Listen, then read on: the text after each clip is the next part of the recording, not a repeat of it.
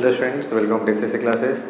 Students, आज हम class 11 का लास्ट लेक्चर कर रहे हैं बेसिक टर्मिनोलॉजी का। ठीक है स्टूडेंट्स, तो चलिए देखते हैं स्टूडेंट्स आज के लेक्चर में क्या अपन सीखने वाले हैं। ठीक है, देखिए स्टूडेंट्स, सबसे पहले लिखा स्टूडेंट लिखिएगा एंटिटी। एंटिटी मीन्स क्या होता है स्टूडेंट्स?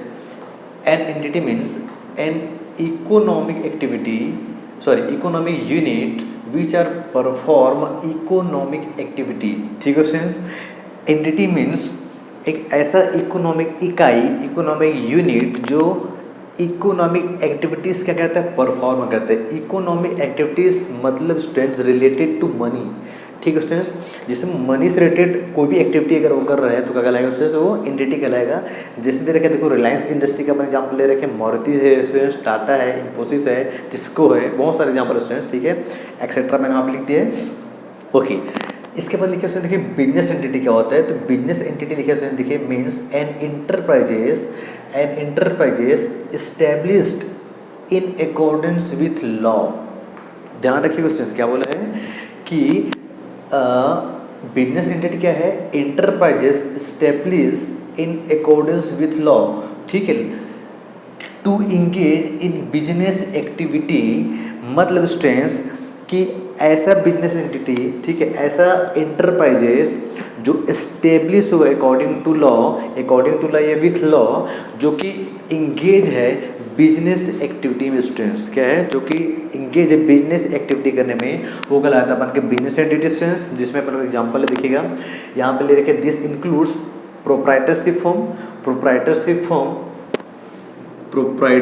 फॉर्म का मतलब स्टूडेंट्स जिसका एक सिंगल ओनर हो स्टूडेंट्स, मतलब कि ऐसा फॉर्म ऑफ बिजनेस जिसका ओनर क्या हो? सिंगल ओनर हो। पार्टनरशिप फॉर्म मतलब कि 2 और मोर पर्सन स्टूडेंट्स। ठीक है, और कंपनीज। तो ये सब क्या है स्टूडेंट्स? ये सब बिजनेस एंटिटी के एग्जांपल है। ठीक है स्टूडेंट्स, हाँ जी सर। ओके, इसके बाद देखिए स्टूडेंट्स, इसके बाद आता है कॉस्ट ऑफ गुड्स सोल्ड। क्या देखिए students? Cost of goods sold.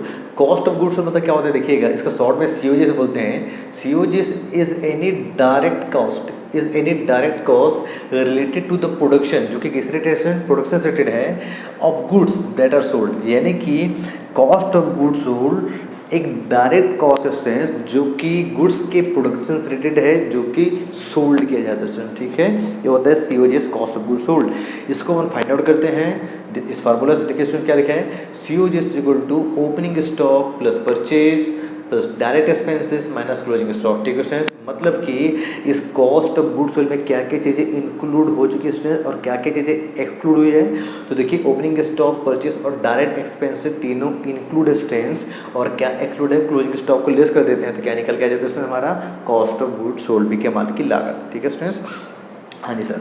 आगे देखते हैं बैड डेट रिकवर्ड। क्या उसमें दिखेगा? Bad debt recovered. ये बैड डेट रिकवर्ड क्या होता है दिखेगा, लिखा है कि bad debt recovery is a payment. उसमें ध्यान रखिएगा, bad debt recovery is a payment received for a debt that was written off मतलब एक तरह से इसको राइट अप करना, खत्म करना, लास्ट ईयर एज बेड। उसमें ध्यान रखिएगा क्या बोल रहा है कि बैड डेट एक ऐसा अमाउंट है जो कि रिसीव्ड हुए अपन को, जो लास्ट ईयर क्या हो गया था स्टूडेंट्स? बैड डेट हो चुका था, जिसको लास्ट ईयर हम लोगों ने बैड डेट ट्रीट कर चुके थे, वो क्या हो गया हमको इस साल मिल गया स्टूडेंट। इस साल क्या हो गया अपन को? वो मिल गया स्टूडेंट। ठीक है, वो क्या लगेगा हमारा क्या? Bad debt recover. ठीक है, इसको मैं एक डायग्राम से आपको और अच्छे से समझाने की कोशिश कर रहा हूँ स्टूडेंट्स, ध्यान रखिएगा, दिखेगा। ठीक है, मैं यहाँ पे समझा थोड़ा सा इरेज कर रहा हूँ ये। ठीक है स्टूडेंट्स, देखिएगा। ठीक है, देखिए इसमें सपोज मान के चलिए ये एक बंदा है जिसको अपन लोग बोल सकते हैं मिस्टर ए, जो कि क्या है? एक सेलर है। ठीक है स्टूडेंट्स, ये मिस्टर बी जो कि क्या है? कस्टमर है।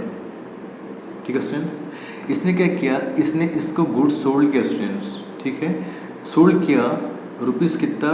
10,000 रुपीज़ का गुड्स सोल्ड किया, ऑन क्रेडिट सोल्ड किया। क्रेडिट मतलब उधार में। ठीक है स्टूडेंट्स, क्योंकि जाहिर सी बात है बिजनेस तो बिना उधार के हो नहीं सकता। ठीक है, उसने क्या किया? ए ने बी को 10,000 रुपये का गुड्स क्रेडिट में सेल कर दिया। ठीक है, और ये बी बोलता है ठीक है सर, इसका पेमेंट मैं आपको 3 मंथ बाद कर दूंगा। ठीक है, आफ्टर 3 मंथ मैं क्या कर दूंगा? इसका पेमेंट कर दूंगा। सर बोलते ठीक है, कोई दिक्कत नहीं। सपोज ये सेलर ने क्या किया, इसको सेल किया होगा स्टूडेंट 1 अप्रैल 2020 को क्या किया होगा, इसने इसको क्या किया होगा, सेल किया होगा 1 अप्रैल 2020 को सेल किया होगा। और इसने बोला कि मैं 3 महीने बाद आफ्टर 3 मंथ क्या करूँगा, आपका ये पेमेंट कर दूंगा, कहीं कोई दिक्कत नहीं। ठीक है स्टूडेंट, यानी कि जो सेलर है वो क्या करेगा, 3 महीने बाद, ध्यान रखिएगा, 3 महीने बाद क्या करेगा, उस कस्टमर बी के पास जाएगा अपना पेमेंट मांगने के लिए। ठीक है स्टूडेंट्स, तो अप्रैल मई जून यानी कि 1 जुलाई को 1 जुलाई को क्या करेगा, ये सेलर जाएगा किसके पास, कस्टमर के पास, और बोलेगा सर आपका 3 महीना पूरा ख़त्म हो गया है, आप क्या करिए 10,000 का पेमेंट कर दीजिए। ठीक है स्टूडेंट्स, बी बोलता है कि सर पैसे का तो व्यवस्था नहीं हो पाया, एक काम करिए आप मेरे को कुछ दिन और टाइम दे दीजिए, एक काम करिए सर 2 महीना और एक्स्ट्रा टाइम दे दीजिए मेरे को, ताकि मैं अपना पैसा का व्यवस्था कर सकूँ, 2 महीने बाद आपको डेफिनेटली पैसा दे दूँगा। सेलर बोलते ठीक है, अब 3 महीना दे दिया, 2 महीना और नहीं सही। ठीक है, उसने क्या किया, 2 महीने का और दे दिए। ठीक है फ्रेंड्स, यानी जुलाई और ये अगस्त 2 महीना और मिल गया, मतलब इसको 2 महीने का और टाइम ड्यूरेशन दे दिया किसने, सेलर ए यानी कि इसको बी को। ठीक है फ्रेंड्स, अगस्त। अब क्या स्टूडेंट्स, जैसे जुलाई अगस्त यानी कि 2 महीना कंप्लीट हुआ, यानी ओवरऑल मिला है, तो टोटल 5 महीने के बाद क्या होता है, सेलर फिर जाएगा इसके पास। ठीक है, यानी अप्रैल मई जून जुलाई अगस्त, सितंबर को 1 सितंबर क्या करेगा स्टूडेंट्स, ये जाएगा इसके पास और क्या करेगा, अपना पैसा उससे क्या करेगा, मांगेगा। ठीक है स्टूडेंट्स, अब भी बोलता है फिर से कि सर पैसे का तो व्यवस्था हो नहीं पाया। ठीक है, अब जरा बताइए स्टूडेंट्स, 3 महीना हो गया, 2 महीना का और एक्स्ट्रा टाइम दे दिया, उसके बाद भी वो पैसा देने से मना कर रहा है, उसके पास बोल के पैसा नहीं है, और लास्ट टाइम ये मना नहीं कर देते उसने। देखिए यहाँ पे ये बोलता है कि अपना हाथ खड़ा कर लिए, दोनों हाथ खड़ा कर लिए, सर नहीं दे पाऊंगा, नहीं है मेरे पास, देख लीजिए जो करना कर लीजिए भैया, मानना तो मान लीजिए, दिख खड़ा हो मान लीजिए। मतलब स्टूडेंट्स इसने क्या किया, हाथ खड़ा कर लिया, नहीं है मेरे पास, जो करने कर लीजिए स्टूडेंट्स। कौन बोला, बी बोला किसको, सेलर को। अब जो करना कर लो बोला, मानना है मान लो, बोलो तो कैसे मार ही देगा, क्या नहीं मार सकता, मारे कैसे मारे, 10,000 रुपये के लिए अपना वो पूरा ज़िंदगी बर्बाद नहीं करेगा स्टूडेंट्स। ठीक है, तो कहने मतलब है स्टूडेंट्स, इसने क्या किया, मना कर दिया। अब क्या होगा स्टूडेंट्स, ये क्या करेगा, सेलर फिर से वापस आ गया। अब जब क्वेश्चन आप बताइए स्टूडेंट्स, मैं आपसे क्वेश्चन करता हूँ, सोचिएगा मन में, क्या ये सेलर ये मान लेगा क्या कि ये 10,000 रुपये बी से मेरे को नहीं मिलेगा, क्या ये ऐसा मान कर इसको लॉस ट्रीट करेगा क्या इसको बैड ट्रीट कर लेगा क्या, कि मेरे पास डूब गया। क्या 5 महीने बाद जब ये पैसा नहीं दिया तो क्या सेलर ये मान लेगा ये पैसा मेरा डूब गया, अब नहीं मिलने वाला, बताइए।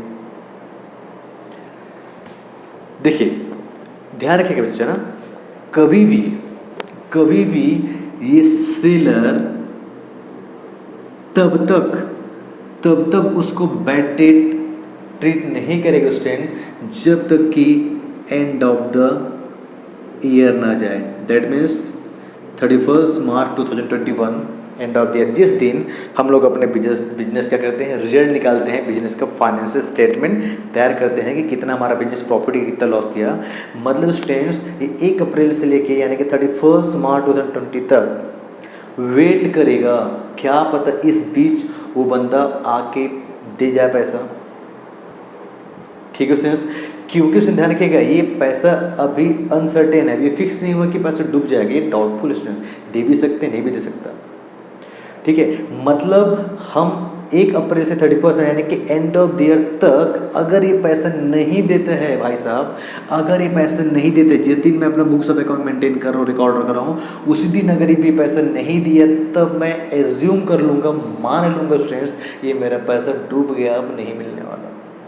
तो स्टूडेंट्स ये क्या करेगा, 31 मार्च 2021 को as a bad debt treat कर लेगा मालिक, क्या कर लेगा, as a bad debt treat कर लेगा, पैसा मेरा डूब गया, और इसको क्या मानेगा, बिजनेस का लॉस मान के बुक्स ऑफ अकाउंट में इसको रिकॉर्ड कर लेगा। कब, 31 मार्च 2021 को। ठीक है स्टूडेंट्स, यहाँ तक के पास समझ में आएगी, ये हमारा क्या था, बैड डेट था।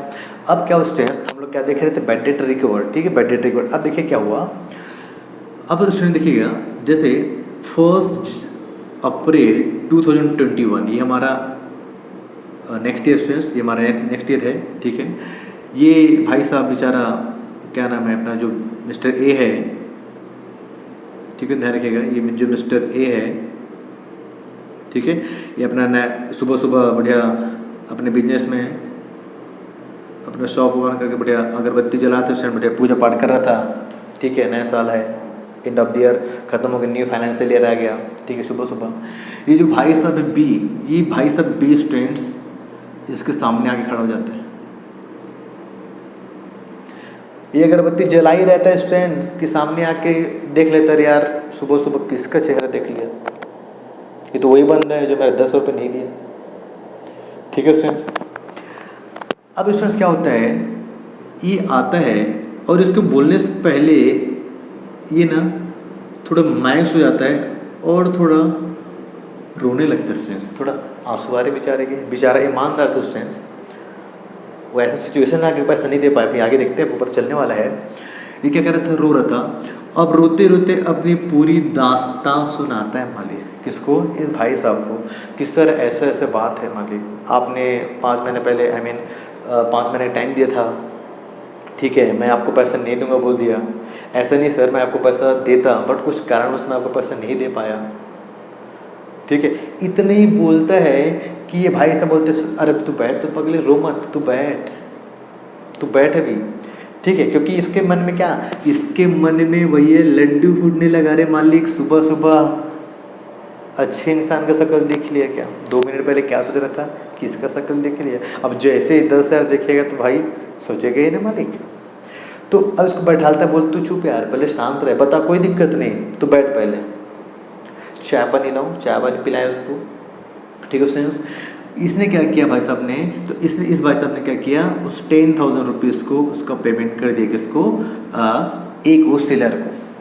ठीक है स्टूडेंट्स, कब, 1 अप्रैल 2020 नेक्स्ट ईयर। अब जब पता है स्टूडेंट्स, जो पैसा यानी कि जो 10,000 रुपीज़ लास्ट ईयर बैंडेड हो गया था, जो हमारा लॉस ट्रीट कर चुके, तो क्या हुआ स्टूडेंट, हमारा नेक्स्ट ईयर रिकवर्ड हो गया। ये भाई साहब नेक्स्ट ईयर आके पैसा दे के चला गया, मतलब जो पैसा डूब चुका था अब वो पैसा अपन को मिल गया स्टूडेंट्स। तो इसको बोलते हैं बैड डेट रिकवर्ड। डूबा हुआ पैसा जब नेक्स्ट ईयर मिल जाता है ना स्टूडेंट्स, तो क्या बोलते हैं, bad debt recovered. I hope कि आपको समझ में आएगा स्टूडेंट्स। ठीक है, आगे देखते हैं नेक्स्ट। अब इसमें देखिएगा, ये एसेट्स के बारे में 2 एसेट अपन से छूट गया था स्टूडेंट, रह गया था प्रीवियस लेक्चर में एसेट के जब अपन देख रहे थे। तो देखते हैं स्टूडेंट फिक्टिशियस एसेट्स। ठीक है, ये क्या होता है, ये फिक्टिशियस एसेट्स मतलब एक तरह से होता है स्टूडेंट फेक एसेट।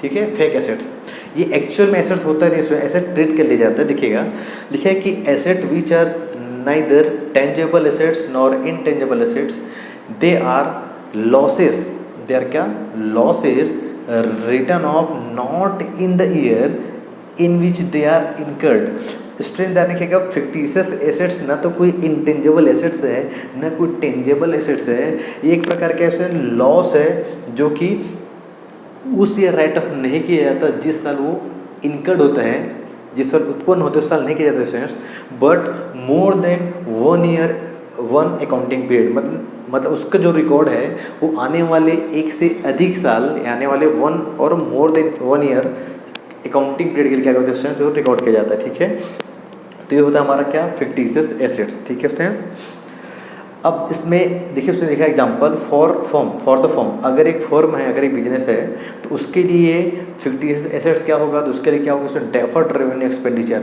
हम लोगों ने देखा था स्टूडेंट, डेफर्ड रेवेन्यू एक्सपेंडिचर क्या होता है, ऐसा एक्सपेंडिचर जिसका बेनिफिट हमको लॉन्ग टर्म के लिए मिलते रहता है। जैसे देखे थे अपन लोग ह्यूज अमाउंट ऑफ एडवर्टीजमेंट, ठीक है, प्रिलिमिनरी एक्सपेंसेस दे रखे थे स्टूडेंट। ठीक है, तो ये हमारा क्या कराएगा, अपन का फिक्टिशियस एसेट्स कहलाएगा। और अगर एक कंपनी है तो कंपनी के लिए क्या कहलाएगा, loss and use of shares. ठीक है स्टूडेंट, जब कंपनी शेयर इशू करती है और इशू करने के टाइम अगर कंपनी को कोई लॉस होता है स्टूडेंट, तो वो लॉस भी क्या होता है, हमारा एक तरह से बिजनेस का फिक्टिशियस एसेट्स होता है। ठीक है स्टूडेंट, हाँ जी सर, आगे देखते हैं। अब आता है लिक्विड एसेट। लिक्विड एसेट मतलब क्या होता है, देखिएगा, liquid asset are those assets, those current assets which are either in the form of cash or which can be converted into cash quickly। मतलब स्टूडेंट्स, लिक्विड एसेट क्या है, एक current asset है students in form of cash, या देखो लिखा ना in form of cash, या जो जल्द से जल्द कैश में कन्वर्ट हो जाए, वो हमारा क्या कहलाता है स्टूडेंट्स, लिक्विड एसेट कहलाता है। ठीक है स्टूडेंट्स। लिक्विड एसेट, तो क्या समझे लिक्विड एसेट्स मतलब? लिक्विड एसेट एक तरह से क्या है, करंट एसेट्स होते हैं स्टूडेंट्स, ठीक है, जो कि कैश के फॉर्म में हो सकता है या जो जल्द से जल्द कैश में कन्वर्ट हो जाए वो हमारा क्या कहलाता है, लिक्विड एसेट कहलाता है। इसका फॉर्मूला देख लेते हैं स्टूडेंट्स कैसे होता है। तो लिक्विड एसेट बराबर क्या होता है, current assets minus stock plus prepaid या एडवांस एक्सपेंसेस। मतलब स्टूडेंट्स करंट एसेट से स्टॉक को अगर माइनस कर दिया जाए या एडवांस एक्सपेंसेस को माइनस कर दिया जाए तो जो बैलेंसिंग फिगर निकल के आएगा ना स्टूडेंट्स, वही क्या कहलाएगा हमारा, क्या, ए लिक्विड एसेट। ठीक है स्टूडेंट्स, तो ये ओवरऑल आज का लेक्चर था स्टूडेंट्स, ठीक है। आई होप कि आपको ये लेक्चर पसंद आया होगा, और अगर हमारे लेक्चर आपको पसंद आया स्टूडेंट्स तो आप बिल्कुल इसको शेयर करिए ज़्यादा से ज़्यादा स्टूडेंट्स, ठीक है, लाइक करिए, ठीक है। और अगर किसी प्रकार का कोई डाउट है तो बिल्कुल आप कमेंट बॉक्स में कमेंट करके पूछ सकते हैं स्टूडेंट्स। और अगर आपने चैनल को सब्सक्राइब नहीं किया तो चैनल को प्लीज़ सब्सक्राइब करिए ताकि आपको आगे आने वाली वीडियो सारी आपको टाइम टू टाइम मिलती रहे, ठीक है students. Thank you student, thank you so much for watching.